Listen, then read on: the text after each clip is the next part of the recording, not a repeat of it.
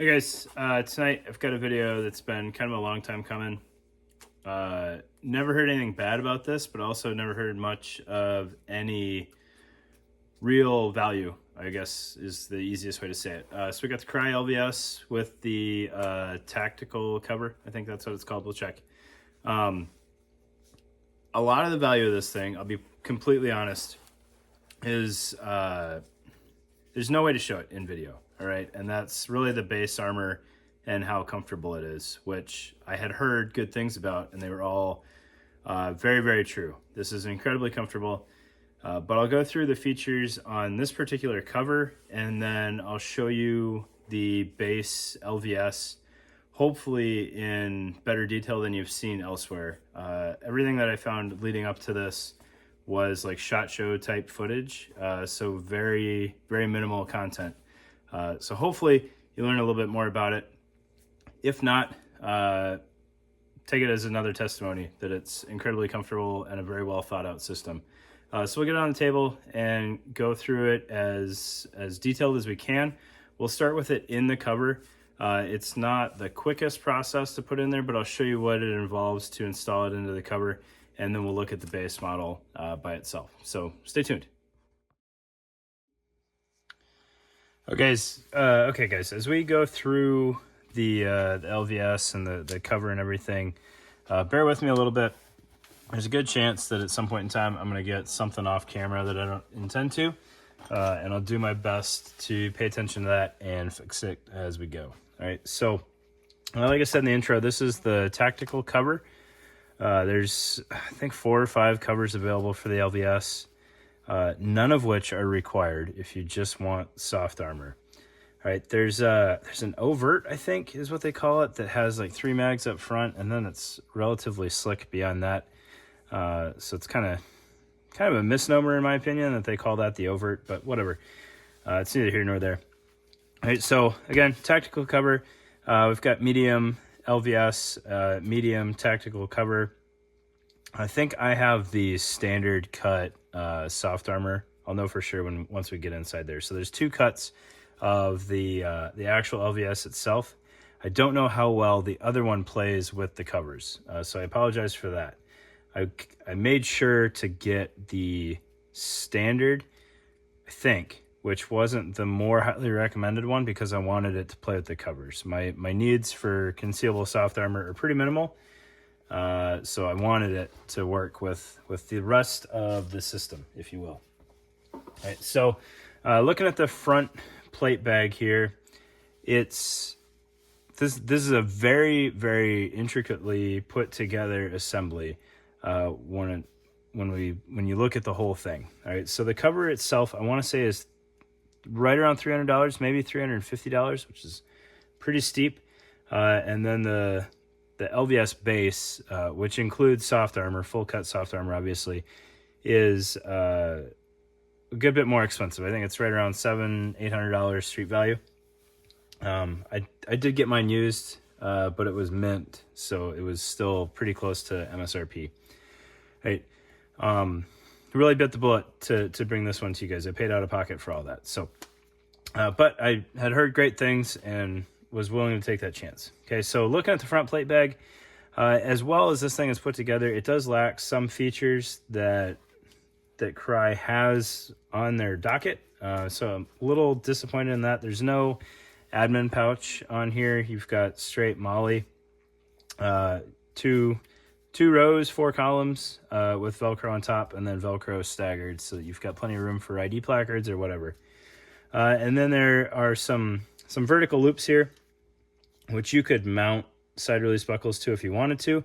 There's really not a good reason to, because it takes the AVS panels just fine. So I would probably reserve those for push-to-talk mounting if that was something that you need. All right. The Cummerbund, we don't really need to talk about too much because it's a straight-up AVS Cummerbund. So when you buy the covers, if they need a Cummerbund, they will ship with the math kind of already done for you. So this is like a large, extra large AVS Cummerbund, even though it's on a medium vest, because it has to go around soft armor wings, and they accounted for the sizing differences. All right, so with that said, if you're on the larger size of whatever base you're buying, and you know that you want to have internal radios and potentially hard side plates, you may need to be realistic about the size of your cummerbund. All right, so just keep that in mind. You don't need to step up anything or play any games if everything is normal. But again, if you're on the larger side, you may need yet bigger cummerbund, which you might have to go custom to get. All right. So we'll get the cummerbund out of the way as far as the front goes. Okay, so you've got your traditional AVS mounting here, and you've got the little kangaroo pocket there that the tuck tabs go into. It's gonna be a little difficult to open that up right now with the plates. So we'll leave it. It's there. It's the same as your AVS or your JPC2. All right, so any kind of weird gimmicks that you guys have going on for that, you can still do with this. Like if you want a center-mounted super thin knife like the Benchmade deal, you can probably fit that in there behind your AVS panel and still mount it correctly. All right, looking off the sides of the front plate bag, and this is also on the rear plate bag, you have a built-in magazine pouch with this Velcro and shot cord retention. So we'll tuck that away real quick. I can show you how magazines fit. It is a stretch pocket, so PMags fit without any issue. Obviously steel mags fit just fine. And I think I got 152 here handy. I can't remember if these fit. Yeah, so you can fit internal radios without any concern. So your commercial Motorola's are fit, your cop radios, 152s, 148s. I probably wouldn't go MPU5 in here just because it's too much stuff, too close to your face. The radios don't sit very low. It's not like the Airlight where you can lower the bottom of the pouch. So 152 is about as uncomfortable as I would want to be in here. All right. Cop radios are probably going to be a little bit better. Your APXs and your Harris's and your Motorola's or whatever. They tend to be a little bit shorter than a 152. So they fit all right. Okay, so you've got that on each side, and then you have a similarly sized one on the back. We'll verify sizing on that just in case it's slightly different. It is tweave with a Cordura backer on there. And then the shot cord with Velcro tab loop. All right.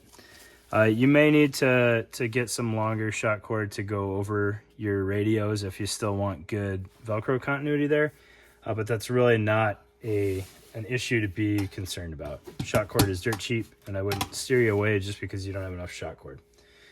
All right, looking at the shoulder straps, we'll try to pay this out as best as I can here so you guys can see it.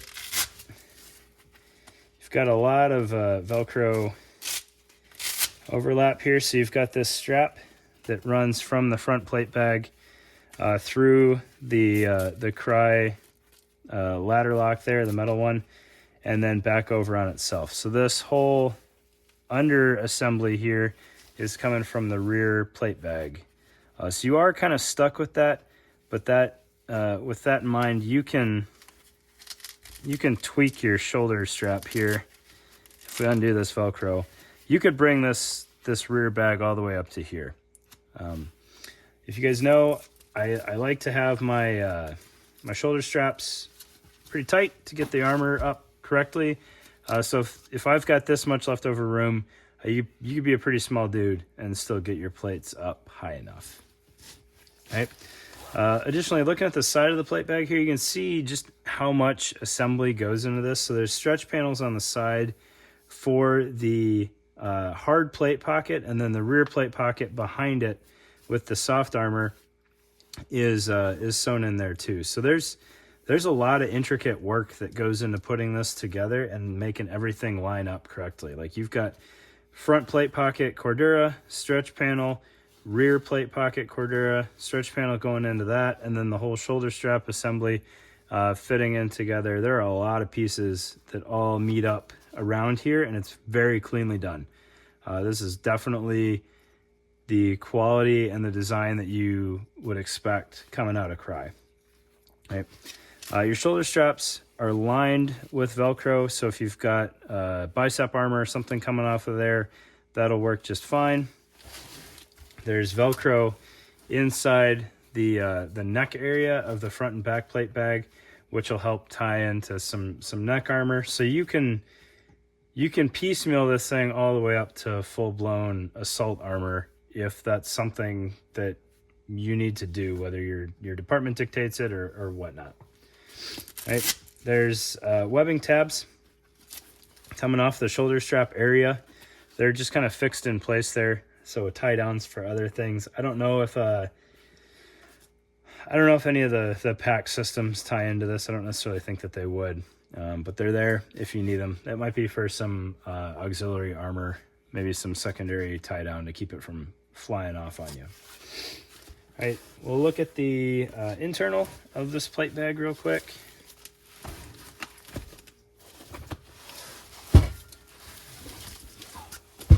So again, when I'm talking about how well constructed and how well everything fits together, you've got some very nice spacer mesh in here, some more stretch panels, the Velcro work up here for the add-on armor, and then all of that meets very cleanly at the top of this, which contains your LVS base. All right, look at the rear plate bag real quick, and then I'll kind of show you how the armor goes in. So rear plate bag, like I said, you've got the Crye metal ladder lock type setup there, the two-piece setup. You've probably seen that before on, I believe it's on the AVS. If not the AVS, it's on some of the first Spear, like sleeper and sloucher rigs. Kind of interesting how the Crye buckles make their way around the place. All right, you've got a drag handle here. I don't know how far down this webbing extends. It's kind of tough to tell because there's, MOLLE and Velcro and lots of layers going on there. You've got two more tabs here. That could potentially help you tie into a pack system a little bit more realistically than the ones on the front, but it might also just be for armor tie-ins. I don't remember if that was in the manual or not, so I apologize. The rear plate bag is set up very similar to the front with the stretch panels on the side there, and then the soft armor portion sewn internal of that. So again, this is kind of why they ship with such a large cummerbund. So you've got soft armor and then sappy plate and then cummerbund on top of all of that. So it does eat up some of the length of the cummerbund. And you can see mine without anything internal. I got it pretty snug. It fits I've got it tied off right in the middle there. And I apologize. Earlier I said it was large XL. It's actually 2X for this setup. So that is what it shipped with. I don't think I'm quite that fat. All right, I wouldn't have thought to get a 2X cummerbund. All right, you can see your rear pockets here. We'll just verify again with the big radio and make sure that still fits. Can't remember if these are a little bit smaller than the front ones or not. They might be. This isn't playing along quite as well as the front.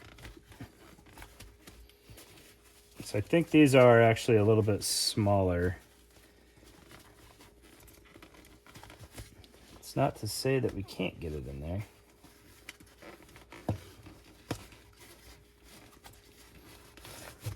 All right, so the radio fits. So that's cool. Much more difficult to get in there, but it does fit. It's not overly stretched, in my opinion. Nothing looks overly taut there. If you had a smaller radio, it would go in there easy peasy. Harris is pretty tight fit. But that makes a little bit more sense to me to have a radio back there than another magazine. So I don't know if there was a reason behind the difference in size or if that's just kind of how things worked out. All right, the cummerbund laces in just like any other Crye rig that you've had before. It is kind of interesting though. So you've got your horizontal MOLLE here, and then you've got these vertical strips. So the cummerbund, because there's not really a channel for it, and I don't know how well this is going to show up because it's multicam on multicam on multicam, but there's vertical webbing 4 strips of it here that your cummerbund slides into, and it actually rides between the horizontal molly, just like it does on any other Crye vest. But there's no zip-on panel here. All right, so that's how that works. Additionally, I don't know if I noticed this before or not, there's a pass-through here, which we'll explore in a little bit more detail, but it looks like you could get away with Velcro on Velcro cummerbund in there too, if that's something that you wanted. So let's get the rear plate out of here and see if that opens up a little bit more. All right, so the nice thing here, the plate bags are all externally accessed. So you could still have danglers on there if you want to. It would be external of your soft armor, but it would still be internal of the hard plate. Right? We'll get that armor out of the way there. I'll show you kind of how the plate bag's set up. So you've got your internal strap to help fix your ride height if you have any issues with ride height, and then your Velcro flap to close that. So that's going to be loop on the body side, hook on the outer portion for your dangler compatibility. And then let's see if we can get this pass-through open here. All right, so looking in that pass-through, it does go all the way through. It's going to have hook on the outer portion and then just a thin line of loop internal to help close that up. So you could put whatever cummerbund through there that you wanted to. And in all reality, I could have put the kind of skeletonized cummerbund through there if that was something that I wanted to do to kind of help clean up this area a little bit. Right? There's no zippers on here, which is a little odd in my opinion, just because this is like the premium cover for the LVS, and Crye has zippers on everything else these days. So it is a little interesting. I'm not really sure what drove that decision, but there's always workarounds with that, with zipper adapters and whatnot. And maybe they just felt somebody would want, if they wanted anything on the back here, they'd molly it on. I'm not really sure. Okay. We'll get the front plates out of here too, just to lighten this up a little bit. You do have your snap in there for your AVS panels, and then some webbing down here, which I would assume is for hanging a groin panel off of.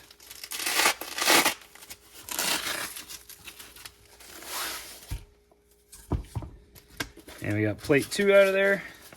The front plate bag does not have that internal strap, kind of an interesting difference, but it's still closed with the same orientation of Velcro. And if you caught it, sappy plates fit in here pretty darn well. It's probably one of the better sappy fitments on the Crye stuff. Usually you got to struggle a little bit to get the Velcro lined up. Really not too many issues with this one on the sappy plates. All right. Okay, so now we've got our hard armor out of here. I think we covered everything on the carrier itself, or the outer shell, the cover, if you will. I don't think there's anything else really left over. Shoulder straps, I understand there's a little bit of stuff going on there, but it's Velcro and then front strap routed through the back. All right, just don't want to miss anything on here for you guys. I talked about the side pockets.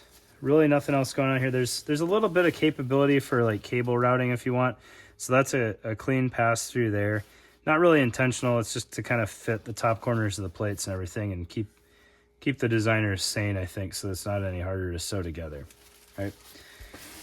So we will open this up now. So there's a zipper on the bottom of the soft armor portion, and you can see the zipper tab tucks in real nicely there. So let's see if I can even work that out under pressure here. All right, so we got the zipper out. You can see the zipper pull tucks into its little pocket there. And then we open that up. If you've never had full cut soft armor before, zippers are pretty common on the bottom of these. You do run the risk a little bit of eventually blowing out your zipper, and then it's not easily fixed. So do be careful when you're zipping things in there to make sure that you're not grabbing your armor or doing something else that's going to blow out that zipper prematurely. That said, this armor is incredibly light, so it's not bearing a lot of weight, and with the plates, the hard plates external, it's pretty minimal effort on that zipper, right? So you can see we've got the LVS base shoved in here. The shoulder straps just kind of do what they want inside of there. So I tried my best to hide at least one of the hook portions in there so that it wasn't sitting on that 3D mesh. But there is a little bit of concern that you could eventually rub that a little bit with the hook from the shoulder straps. All right, so we'll get the LVS out of here, the actual LVS. Right. It's not hard to install, but you do need to take your time with it just a little bit to get it in there, because it is a skin tight fit. All right, so we've got the front of the LVS pulled out. We'll get the back now. Same thing, we've got the zipper here.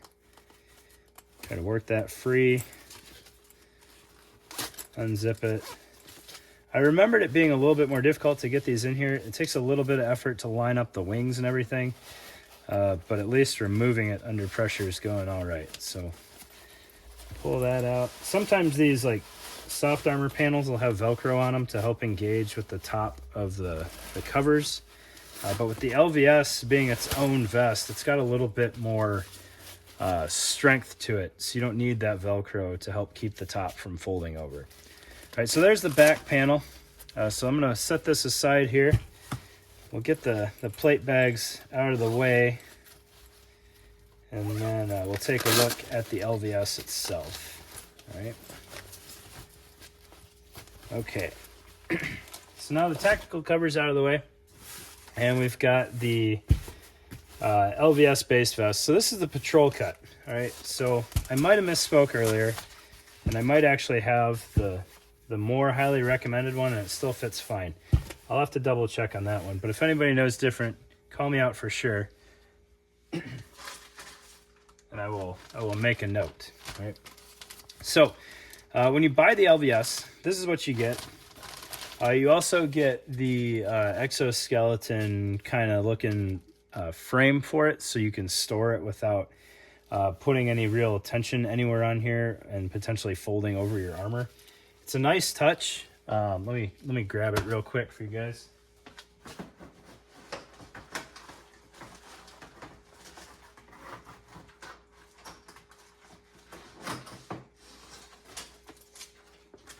So here's the shell for it.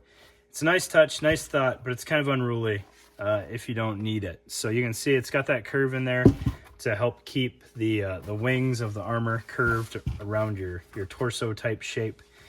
So this band keeps tension on that and keeps it curved. And then you've got this webbing strap here that keeps the armor itself into the frame.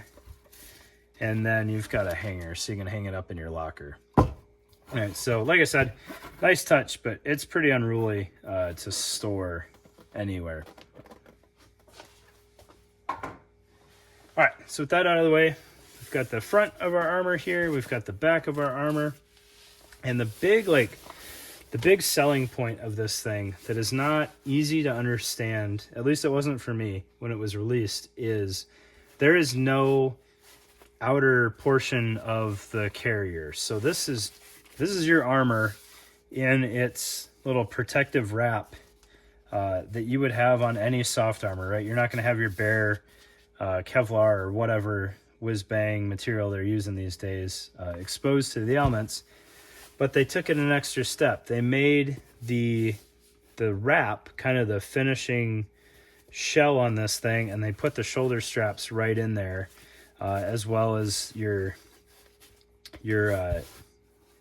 torso wrap, right? It's all there. All right, so when we put this thing together, we just line up our shoulder straps here, and they're kind of an interesting assembly. So you've got loop towards your back and then hook towards the front, and then on your front panel you've got this little piece of hook here to engage that loop, and then a bunch of loop. I'm not quite sure why it's set up that way, but that's how it is. All right, your shoulder straps are very minimal because this thing is designed to be worn as concealment armor. So they're very thin. They've got a nice width to them. potential issue if you're a real small dude, that you've got kind of a good bit of shoulder strap there. But very comfortable and not an issue in width, at least on my size body, right? And then you've got your elastic cummerbund here, which can be removed. This is a cummerbund pass-through on the back. It's a little unruly, so I would definitely recommend having some cardboard or something to help install the cummerbund. Like I can tell over here, I kind of messed something up somewhere in here. But you have two options for cummerbunds. You've got this 4-inch cummerbund, or you can put two 2-inch cummerbunds on there. All right, so you have the same width of cummerbund, however you do that. Just 1-piece or 2-piece. I went with the 1-piece just because, I don't know, I'm having, I think, nerve issues on my shoulder mobility. So when I reach around the back of my body to try to grab this strap when it's dangling, I just want to grab it the one time. I could probably fix that with some shoulder mobility exercises. I just haven't yet. But every once in a while I'll get a little pinch and it's real unpleasant. So I just do it one time. I don't know if you had a lot of shape to you, perhaps the two separate bands would be more useful. I don't know how much difference in width a body can have over this much vertical space, but potentially there. So that's probably why they offer the 2-band as well. So you can, tighten the top one a little bit more than the bottom one or what have you. All right. Looking at the front of this thing, so you've got your Velcro portion here that the cummerbund engages with, but there's actually a little stretch pocket hidden behind that. So I'll show you how that works. You can absolutely fit an M4 mag in there if you want to. I think it's going to be way small for a 152. I could be wrong. Nope. Oh my gosh, that's easy. 152 fits in there no problem, which is very surprising. Again, you're going to have height issues, so that may not be the preferred way to go. But if for whatever reason you are using mil radios and want comms and a mag, you could do comms and a mag in here really easy, right? You're not going to conceal that thing very well, so I don't know, but it fits, right? If it fits, it ships or something like that, right? And then your cummerbunds, they have a little bit of a pocket in them, so you've got this smaller pocket here, which I would imagine you could fit a pistol mag in. I seem to have misplaced all my pistol mags. That's awkward. But you could put a pistol mag in there. It is open bottom, so take that into account. And then you've got this larger pass-through here, which I think will still fit an M4 mag. Oh, you know what? I got the perfect M4 mag for this. Because they exist, we've got the Crye clips here. And that would be kind of a good use for that thing, right? Because it's open bottom, it'll keep your mag from disappearing on you. And it fits no problem, right? Internal on this thing, really nothing to write home about, but I'll show you just because. You've got this kind of stretch panel here, which helps the fabric not need extra bulk on it. It curves around your torso very nicely. It's very thin. I would say that's less than 1/4 inch. It's incredibly thin, right? So I don't know all the armor nerd stats on the performance of the soft armor, but I'm sure you can look it up and translate it into whatever you need it to be.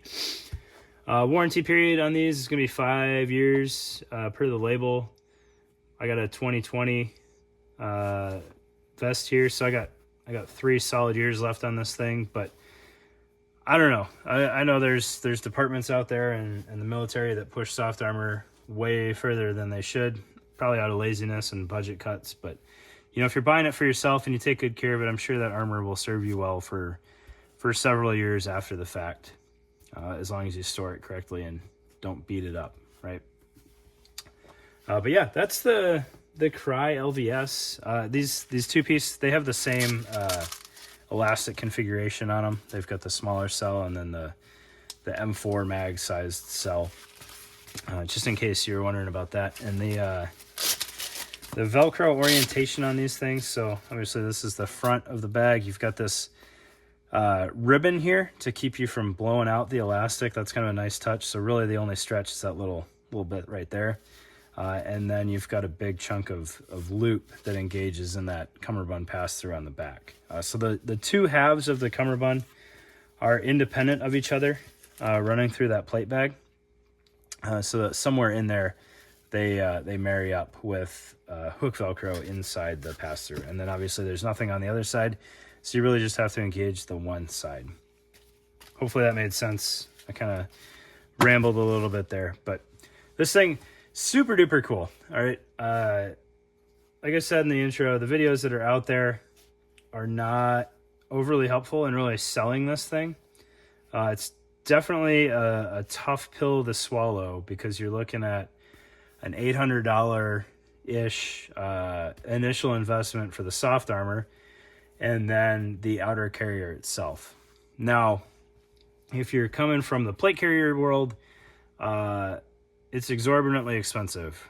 If you're coming from a other cut of soft armor, for example, I used bulks for a long time, and our bulks panels, I believe, were marketed at like $1,200. So when you look at it from that perspective, it's really not an overly expensive setup, with the one caveat being you could have this for $800 and then wear any traditional plate carrier that you wanted to over it, which does give you kind of the flexibility of you could have the soft armor concealed and then throw on a JPC or whatever else you wanted, and you don't have to spend the $300+ on the technical cover for this thing. So Crye hasn't done a great job of really selling the value of these things, because there's, bulks exists and other armor cuts exist. You could make a entry vest without having to dip into LVS territory. But it is fairly quick to install if you didn't already have this concealed and have to go through all that process to get it off. Maybe, I don't know, maybe somehow you have multiples of these and you just want to keep that full coverage armor in your plate carrier type setup. I will say, having come from bulks, this is a little bit more minimal. You don't have the same extent of armor coming up into your shoulder pocket. The wings are fairly similar sized, at least on the front. The back wings are a little bit smaller than I remember bulks wings being, but very comfortable, super duper comfortable. The soft armor by itself, you'll easily forget that you have it on. The external carrier is still very comfortable.